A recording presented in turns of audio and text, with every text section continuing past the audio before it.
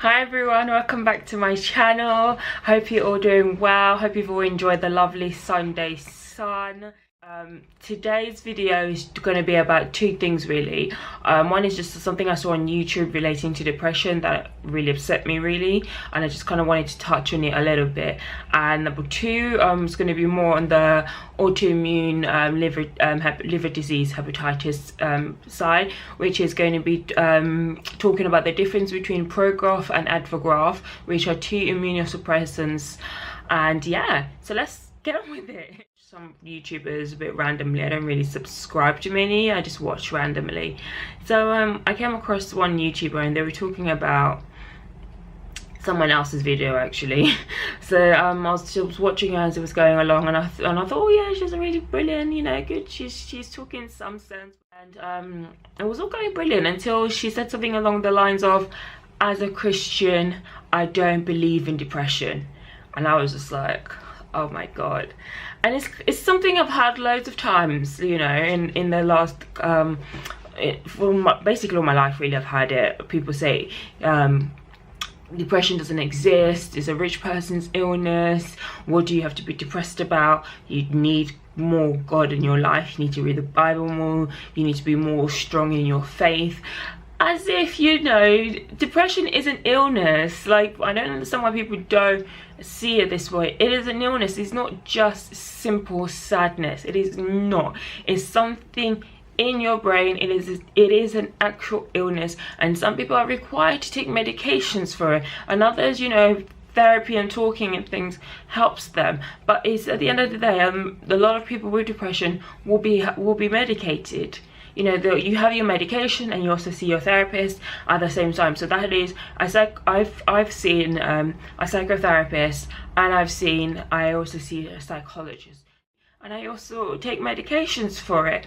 And then to say, oh, as a Christian, as if illnesses, you know, can differentiate between who's a Christian and who's not, as if a religious person is exempt from certain types of illnesses. No.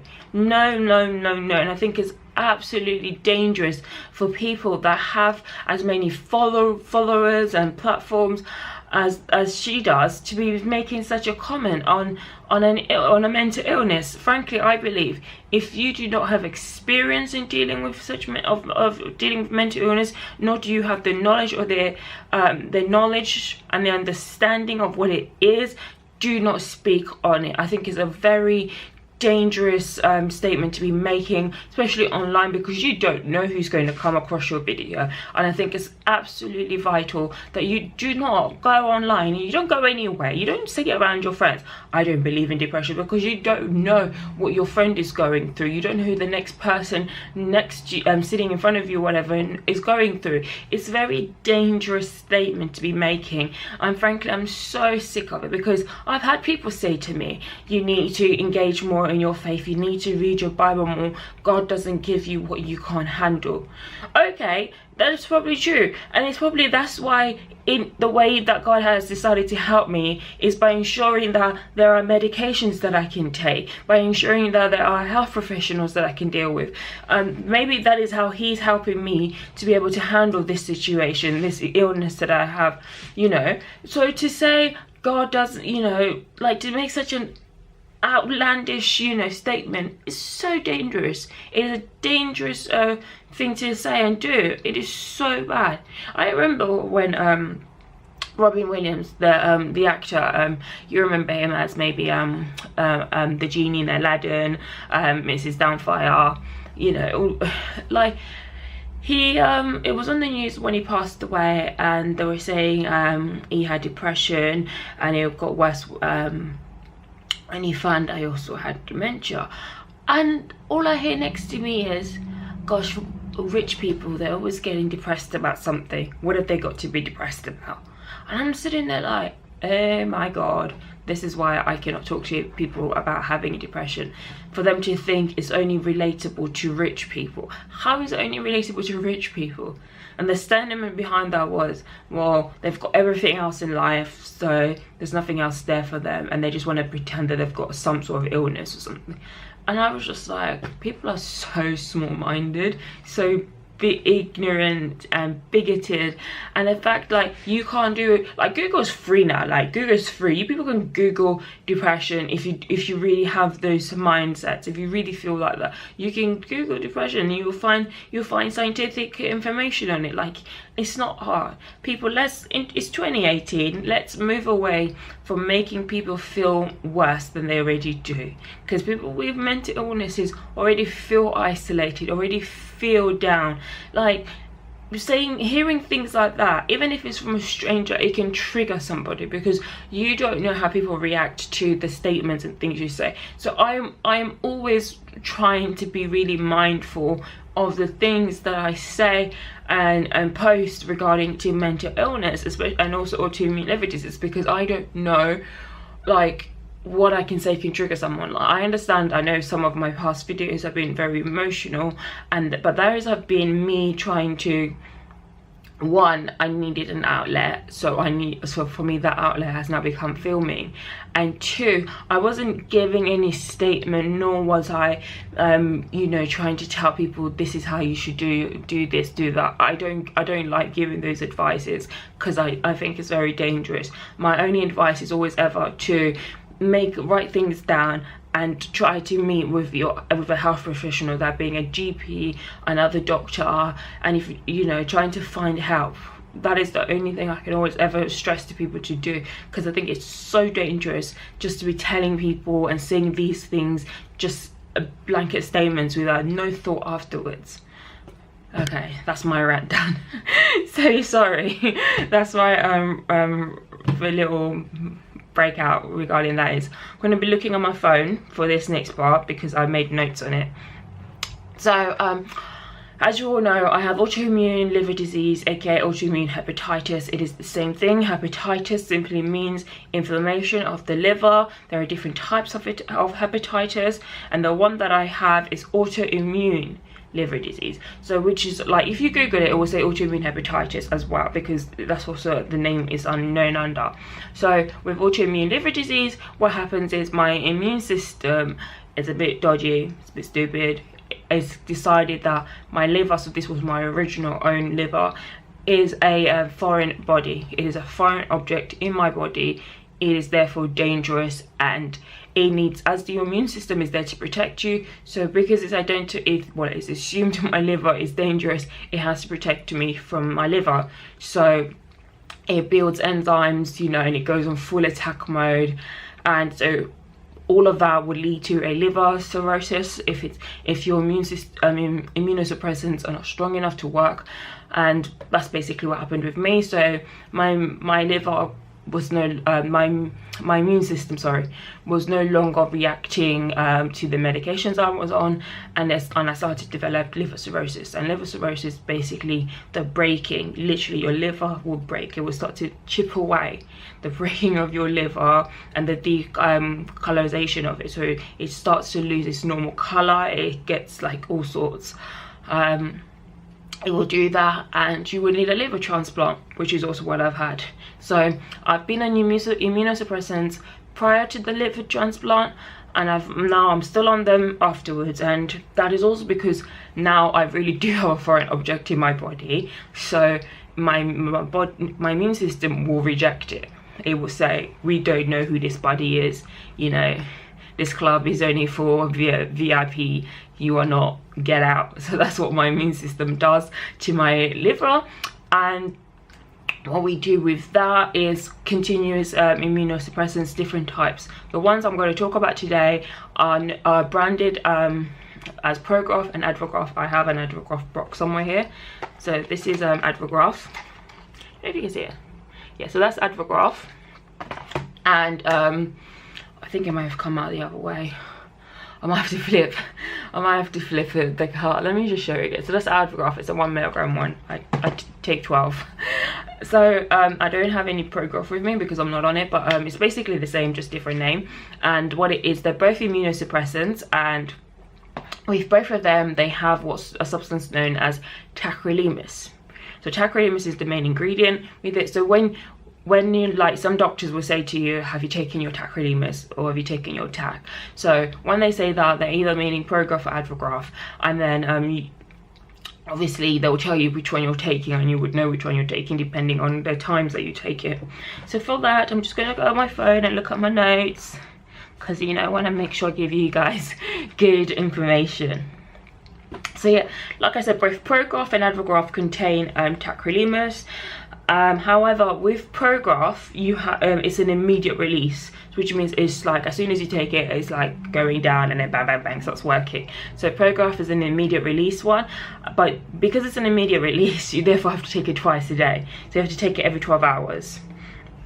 So so that's how that works. So it's every 12 hours, and that's to prevent organ rejection, which is the same. Advagraf also does the same, whereas Advagraf is known as a prolonged release. So it has a prolonged release formula, which means it takes its time, and for that reason, because it takes its time, it's quite slow, you don't need to take it twice a day, because you'll end up, you know, overdosing yourself, and we don't want that. So you would you need to take it once a day, so once every 24 hours. So every 24 hours is all that is needed.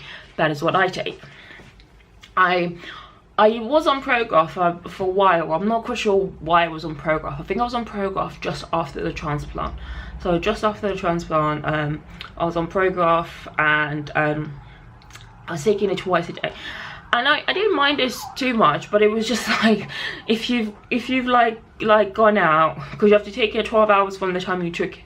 So let's say I took it at 9 or 7, whatever, I would have to then take it 12 hours again after that. So sometimes it involved carrying it with me, and people get weirded out when they see me taking it uphill and just pop in, they're like, what's going on? So I wasn't really a big fan of that. And two, I'm a bit of a forgetful person. Like when I first went after my transplant, I didn't have my setup going up. So normally I have a dossier box, which is also filled with my medication. So they used to have, which my GP pharmacy does for me. So if sometimes they wouldn't actually give me the box, it would be in my dossier already, and I can't carry the dossier because it's actually a big little packet thing. So that was a bit problematic. And two, I didn't have any of my alarm systems going, or like I didn't have the apps that I was using to remember to take them. So I was like, it was like, you know, I was old already, so I really should like have good focus on it, but I am a naturally forgetful person when it comes to certain things. I have no idea why I'm like that, but I am.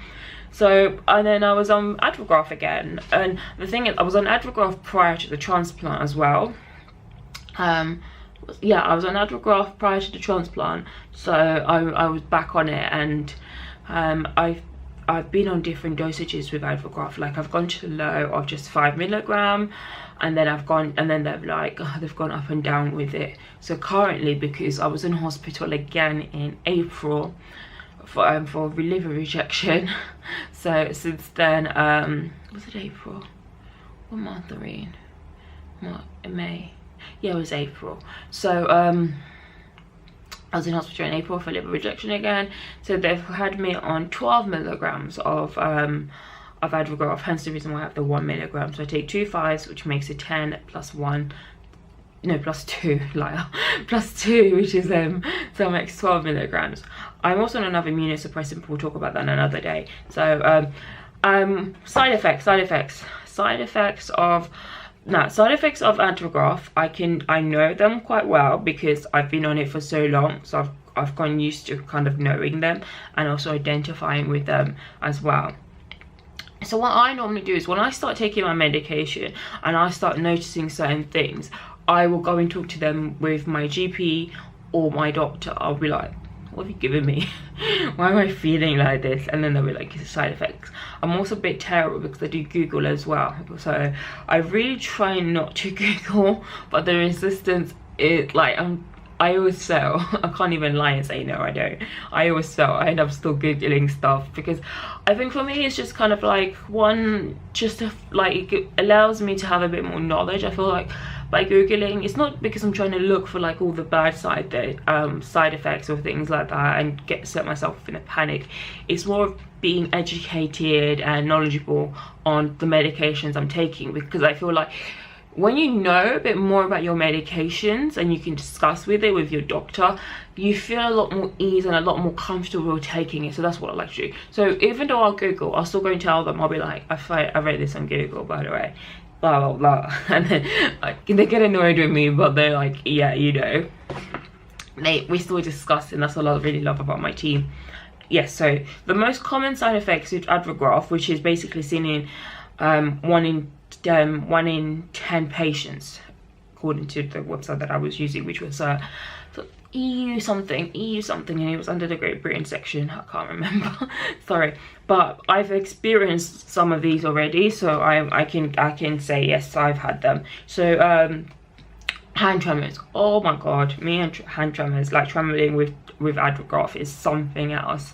Like I remember my parents would come to visit me and my hands would be just shaking and I couldn't even hold a spoon properly though. And like my mom watches me very carefully, like from the corner of her eye. She's so suspicious. Like she'll just watch me from the corner of her eye and I can tell.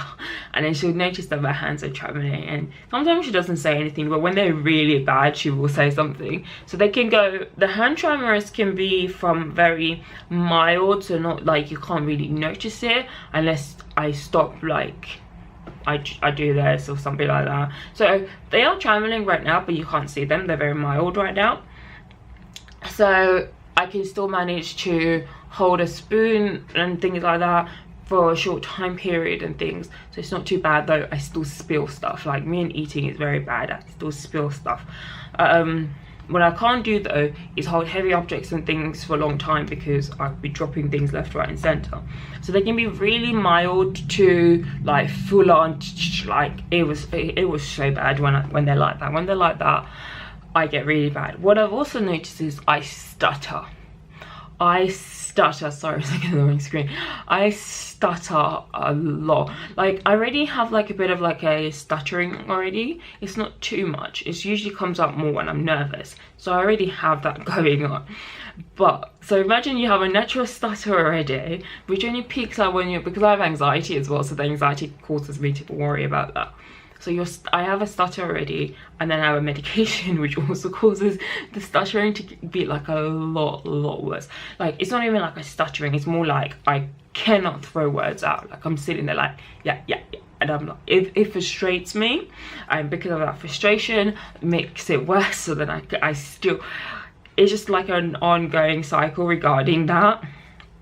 So you also you get headaches. You can also feel sick, so nauseous.